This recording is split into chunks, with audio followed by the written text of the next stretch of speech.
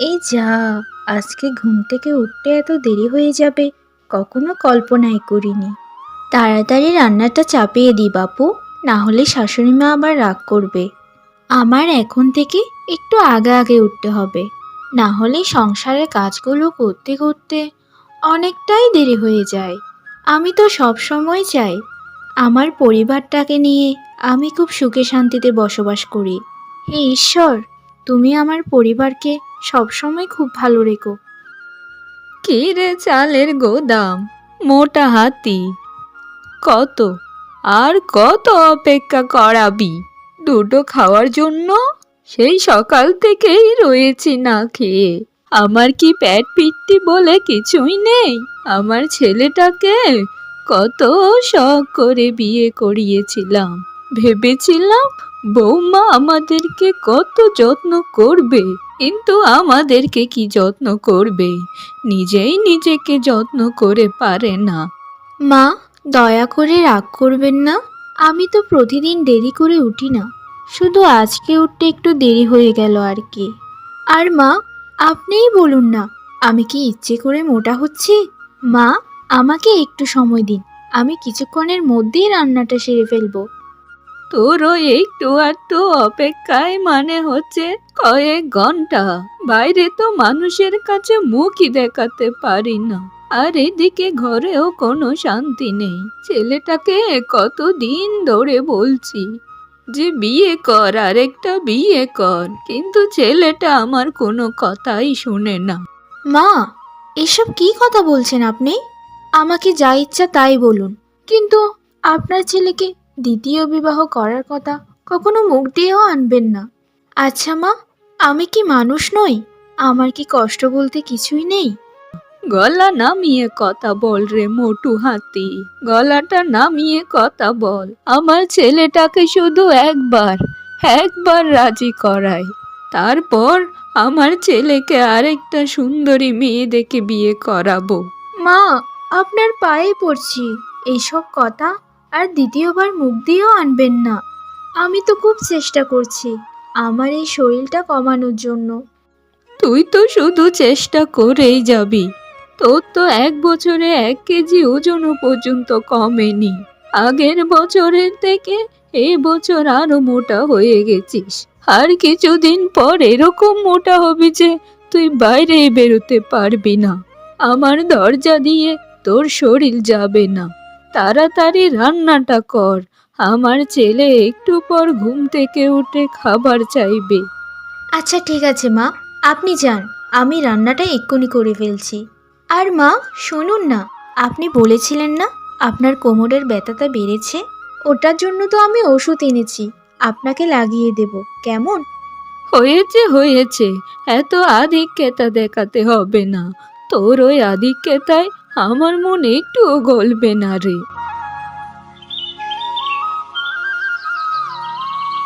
কিরে আমার সোনা বাবা রাজেন, অফিস আজ কেমন কাটলো রে তোর? তোর মুখটা এরকম শুকনো লাগছে রে কেন বাবা? তোর কি হয়েছে? তোর মাকে সব খুলে বল।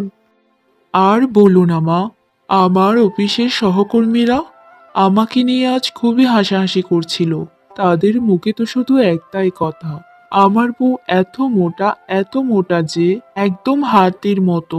আমি তো শুধু চুপ ছিলাম। তা তো বলবে রে বাবা, তোর বউ আসলে এত মোটা হচ্ছে দিন দিন যে আমারই তো তাকে অসহ্য লাগছে। পাড়া প্রতিবেশীদের কাছে মুখ দেখাতে পারছি না, সবাই তো শুধু মুখ চেপে চেপে হাসে আমাকে দেখে। আচ্ছা মা, নিপাকে বলো আমার জন্য একটু চা বানিয়ে আনতে। আমার মাথাটা খুব ধরেছে, আমি ওর সাথে কথা বলতে চাই না আর। বৌমা, ও বৌমা, কোথায় গেলে তুমি?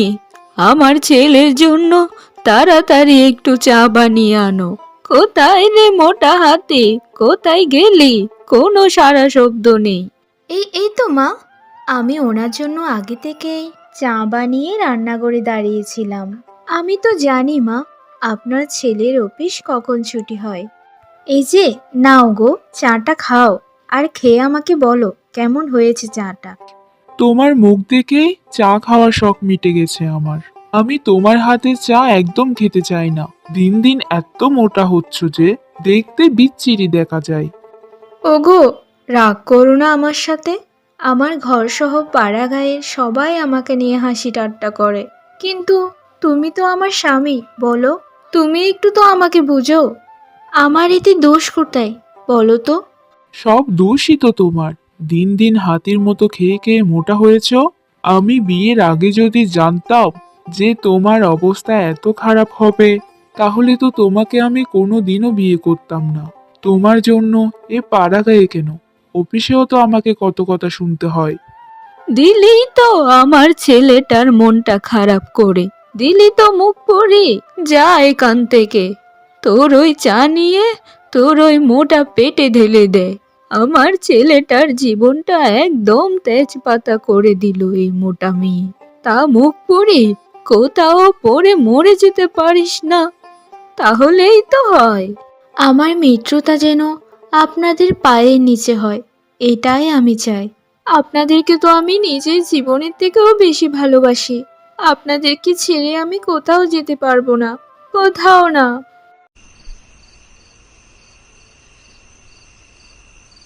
নিপা, তুমি কি জানো না আমি এই সময়ে রাতের খাবার খাই? এভাবে এখানে শুয়ে আছো কেন এখন? যাও যাও, আমার রাতের খাবারটা টেবিলে বেড়ে দিয়ে আসো। আমি খেয়ে একটু ঘুমাবো, সকালে আবার অফিসে যেতে হবে। সারাদিন বাড়িতে থাকো তো, তুমি কি করে আমার অবস্থা বুঝবে? আমি কত কষ্ট করি, তোমার আর কি, খাওয়া দাওয়া আর ঘুমানো। ওগো, শোনো না, আমার শরীরটা না আজকে খুব বেশি খারাপ লাগছে। তুমি দয়া করে দুটো ভাত বেড়ে খেয়ে নাও না।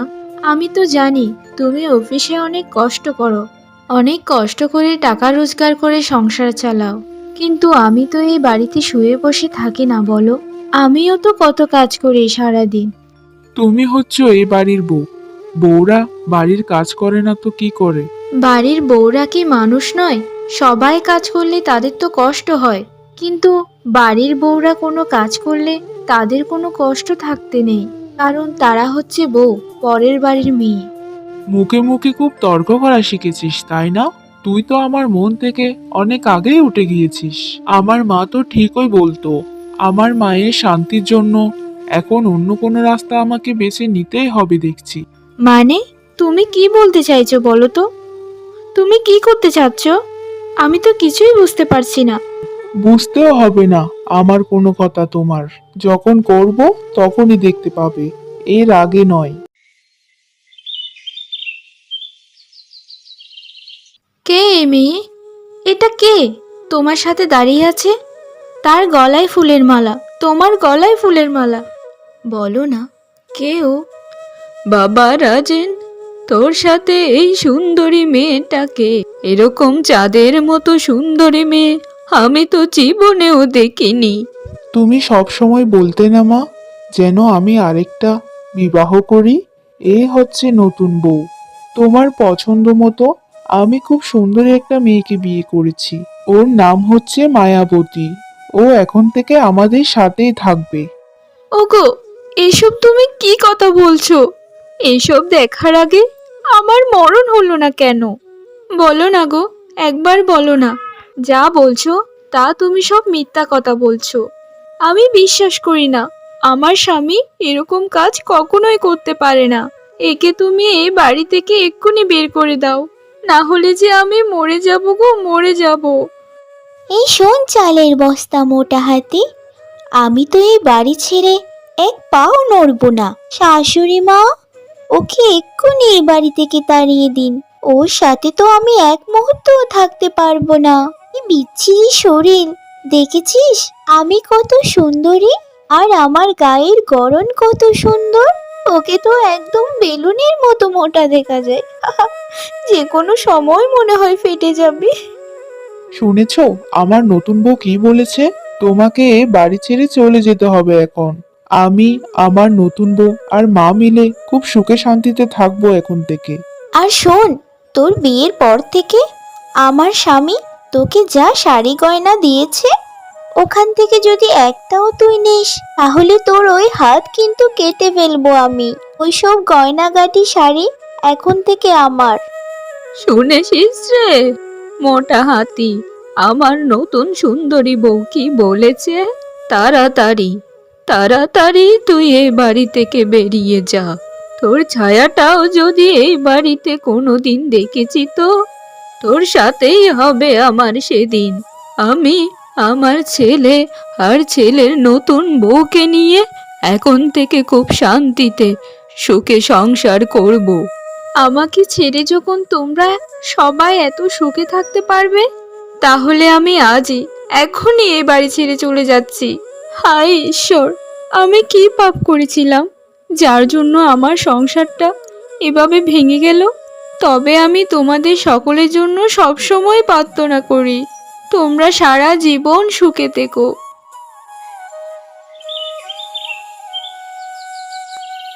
আমাদের গায়ের মানুষ আমাকে নিয়ে কত মজা করেছে, কত হাসাহাসি করেছে, কিন্তু সেটা তো আমার কোনো যায় আসেনি। কিন্তু এখন আমার নিজের স্বামী, আমার নিজের শাশুড়ি, তারা চায় না তাদের সাথে আমি যেন থাকি। আমার তো আর কোনো অধিকার নেই কারো সুখেতে ভাগ বসানোর। আমি তো চাই তারা যেন সারা জীবন সুখে শান্তিতে থাকে। তাই ওদের মুক্ত করে দিয়ে আমি আজ চলে এসেছি। আর যাব না ওই বাড়িতে, ওই বাড়িতে আর ফিরবো না আমি। দরকার হলে তাদের সুখের জন্য সারা জীবন আমি এই জঙ্গলে কাটিয়ে দেব। হে ঈশ্বর, কেন কেন আমাকে এত মোটা করে বানিয়েছিলে তুমি? আমি মোটা হলেও আমি কি মানুষ ছিলাম না? কেন কেন আমাকে কেউ দাম দিল না? কেন কেন আমার স্বামী আমাকে রেখে আরেকটা বিয়ে করলো? উত্তর দাও বিধাতা, উত্তর দাও। এভাবে কেঁদো না। এই সকল বিধাতার নীলা খেলা। ঈশ্বরের উপর বিশ্বাস রাখো। তোমার সুখ নিশ্চয়ই একদিন আসবে, কিন্তু ওই সুখ তুমি তখনই পাবে যখন তার পরীক্ষায় তুমি উত্তীর্ণ হতে পারবে। সে পর্যন্ত তোমায় ধৈর্য ধারণ করতে হবে, বুঝেছো? তোমার মনের খবর সব কিছুই আমি জানি। কে আপনি? আপনাকে এরকম দেখাচ্ছে কেন? আপনাকে দেখে তো কোনো সাধারণ মানুষ মনে হচ্ছে না। আপনার শরীরে পাকা রয়েছে, তার মানে আপনি নিশ্চয়ই পরী হবেন। আমায় সাহায্য করুন, আমায় বলুন আমার এই কষ্টের অবসান কোন দিন হবে। আমি তো আমার সংসারে আবার ফিরে যেতে চাই। আমার তো আর ভালো লাগে না। তোমায় আমি বললাম না তোমায় পরীক্ষায় উত্তীর্ণ হতে হবে? এর আগে তুমি আমার সাথে চলো। তুমি একটা কথা সব সময় মনে রেখো, তোমার অভাব ওই পরিবার খুব তাড়াতাড়ি টের পাবে। তুমি নিজ থেকে ওই বাড়িতে আর কোনো দিনও যাবে না, বুঝেছো? তোমার সকল দায়িত্ব এখন থেকে আমি নিলাম। চলো আমার সাথে। আমি কি এখন থেকে এখানেই থাকবো পরি? কিন্তু আমি একটা কথা কিছুতেই বুঝতে পারছি না, তুমি আমাকে এত সাহায্য কেনই বা করছো, যেখানে আমার সাথে তোমার কোনো রক্তের সম্পর্কও নেই? সেখানে কেনই বা তোমার মূল্যবান সময় নষ্ট করছো আমার পেছনে? আমি তো সব সময় ভালো মানুষদের সাহায্য করে থাকি। তুমি এখানে এখন বিশ্রাম করো, কেমন? আমি সময় মতো তোমার খাবার পাঠিয়ে দেব।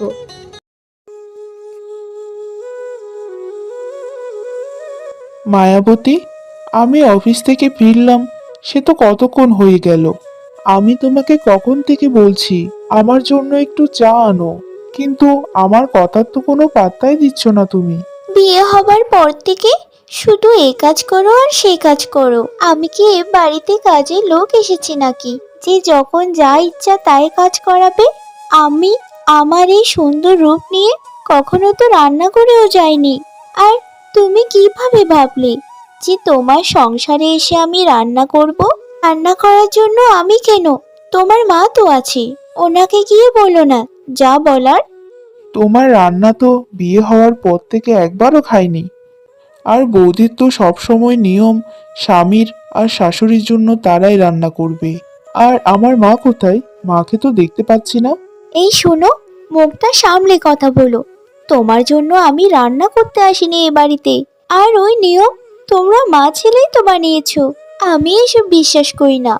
আর তোমার মা কোথায় আছে? সেটা তুমিই দেখে নাও না। আমাকে এত জিজ্ঞেস করছো কেন বারবার? নিজের মায়ের খেয়াল নিজেই রাখো। আমি তো আমার নিজের মায়ের খেয়ালই রাখিনি, আর সে তো তোমার মা। এইসব তুমি কি বলছো মায়া? আমি তো নিজের কানকেই বিশ্বাস করাতে পারছি না যে তোমার মন এত জঘন্য। কি কি বললে তুমি? তোমার এত বড় সাহস! তুমি আমার মনকে জঘন্য মন বললে? তোমার এই সংসার চলেই যাক, এই সংসারই করব না আমি আর। আমি বাপের বাড়ি চলে যাচ্ছি। এই সংসারে আমি আর কোনোদিনও ফিরবো না। এই কটা দিনে আমার জীবনটাকে তোমরা নরক করে তুলেছো।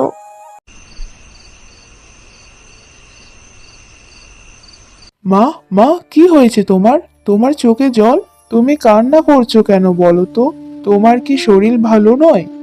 আমার আবার শরীর, সকাল থেকে তো জ্বরে গাটা পুড়ে যাচ্ছে।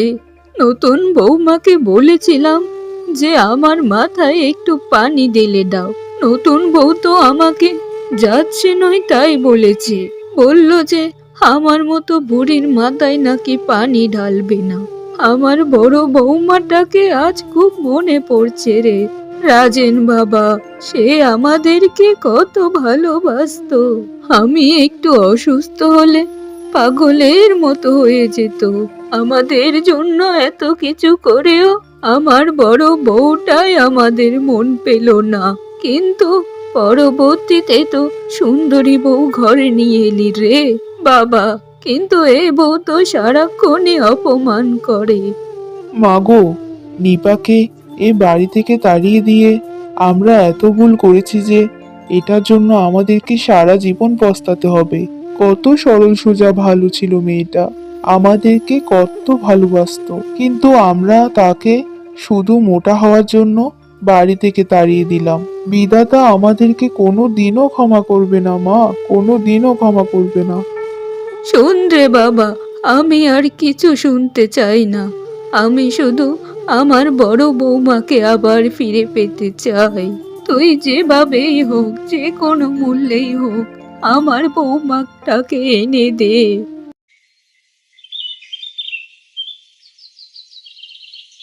আমার মনটা কেমন যেন বলছে নিপা জঙ্গলের এদিকে এসেছিল, কিন্তু সারাটা দিনই তো জঙ্গলে খুঁজলাম, নিপাকে তো কোথাও খুঁজে পেলাম না। জানি না ঈশ্বর, নিপা কোথায় আছে, কি অবস্থায় আছে, কি খাচ্ছে, আমি কিছুই জানি না। জঙ্গলের আরেকটু গভীর পর্যন্ত খুঁজে গিয়ে দেখি নিপাকে পাই কিনা। হে বিধাতা, তুমি আমাকে নিপাকে খুঁজতে সাহায্য করো, নিপাকে খুঁজে বের করে দাও। নিপা, গিন্নি, তুমি এখানে? আমি তোমাকে কত জায়গায় যে খুঁজেছি তা কি করে বোঝাবো তোমায়, কিন্তু অবশেষে মনের ডাকে আমি তোমাকে জঙ্গলে খুঁজতে এলাম। তোমায় পেয়ে গেছি গিন্নি। ওগো, তুমি এত কষ্ট করে জঙ্গলে এলে কেন? আর তুমি আমাকে খুঁজছই বা কেন বলো? তুমি কি আমায় মেরে ফেলতে এসেছো? তাহলে তুমি আমায় মেরে ফেলো। গিন্নি, তুমি বাড়িতে চলো, মা খুবই অসুস্থ হয়ে পড়েছে, শুধু তোমার নামই বলছে, বলছে বৌমা না আসলে মা মরে যাবে। আর রাগ করে থেকো না গিন্নি, ওই কাল নাগিনীকে আমি বাড়ি থেকে বের করে দিয়েছি, আমাদেরকে ক্ষমা করে দাও গিন্নি, ক্ষমা করে দাও। ওগো, এভাবে বলো না গো। তুমি যে তোমার ভুল বুঝতে পেরেছো, এটাতেই আমি অনেক খুশি। আর তোমরা যদি আমাকে সেদিন না তাড়িয়ে দিতে, তাহলে আমি এখানে কোনো দিনও আসতাম না। তোমাদেরকে যে আমি পছন্দ ভালোবাসি গো, পছন্দ ভালোবাসি।